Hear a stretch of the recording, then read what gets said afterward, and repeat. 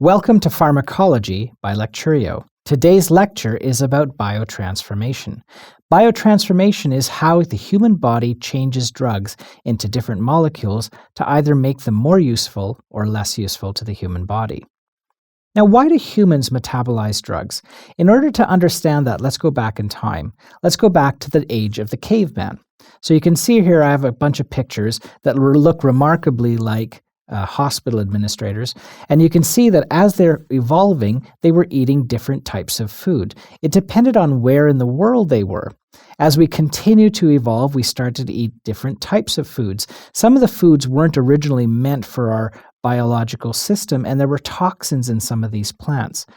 As we went through the ages, we adapted to those new plants, and as we spread out across the planet, we learned to eat different types of foods. Different types of toxins entered into our body, and our bodies adapted to metabolize these toxins. These toxins came from plants, and when you think about it, plants are the origin of 80% of drugs. Now, how is it that we manage to break down drugs? It's the magic of the cytochrome P450 system. So the cytochrome molecule is an incredibly diverse and incredibly complicated molecule. It is actually a group of isoenzymes that are clumped together, and they're coded by 57 different genes. Now, in humans, there's widespread cytochrome activity. They're found in all of the tissues, the liver, the brain. The only places where you don't see cytochrome is in the bones, muscles, and in the red blood cells. Xenobiotics, which are those toxins in the plant that I was talking to you about earlier, are present in the diet, the environment, and in the drugs that we prescribe. Now, cytochrome are mixed function oxidases. 75% of all of the drugs that we buy or ingest are metabolized by this system. There are many isoenzymes. One of the most common is cytochrome P450, 3A4, and 3A5. We group them together for simplicity's sake. There's also another one called 2D6. There's a whole bunch of them, in fact. And when we take a look at the different types of isoenzymes, we see that they will metabolize different drugs. And different people from different regions of the world will have more active or less active isoenzymes depending on their climate and the biosphere that they inhabited. Now, cytochrome is found in two main cellular districts in the liver. They're found in microsomes and they're found in mitochondria.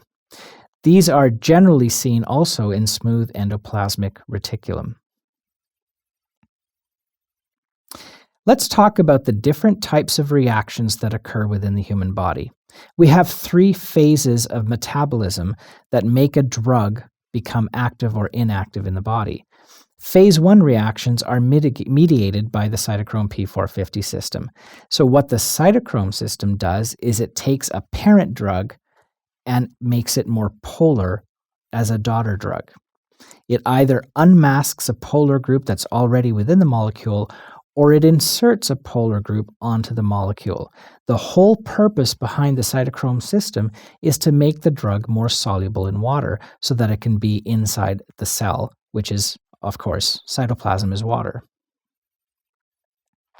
Phase 2 reactions are conjugation reactions. So they add to the OH, SH, and NH2 sites that were added by the cytochrome system. Once again, it makes the drug even more soluble in water, so it makes the drug hydrophilic. It does so by adding one of these 6 groups.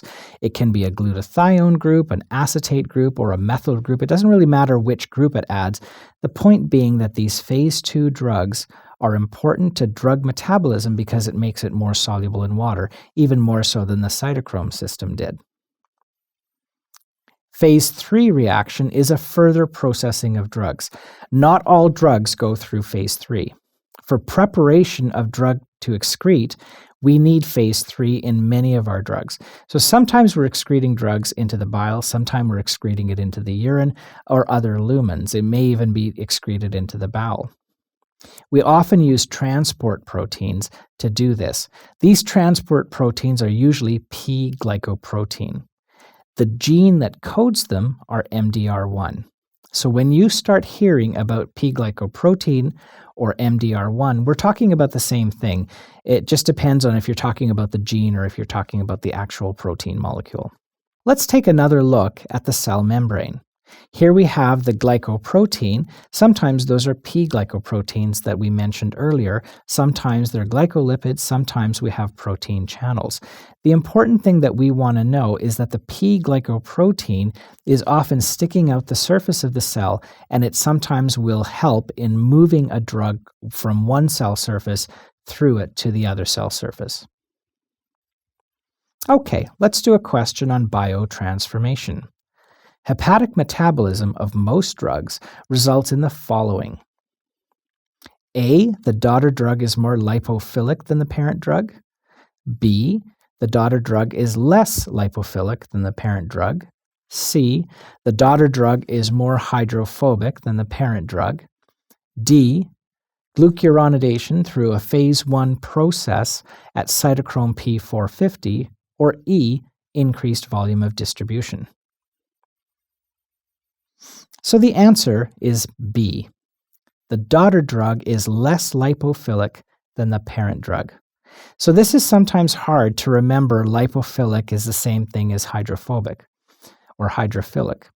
So this is less lipophilic, so that means it's more hydrophilic. And remember, we want to add polar drugs so that the drug is more dissolvable in water. So the right answer is answer B.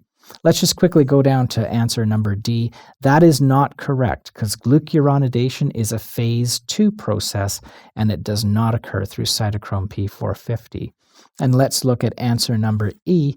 That's not correct. Increased volume of distribution, that makes no sense at all. So we will just discard that answer as one of the possibilities.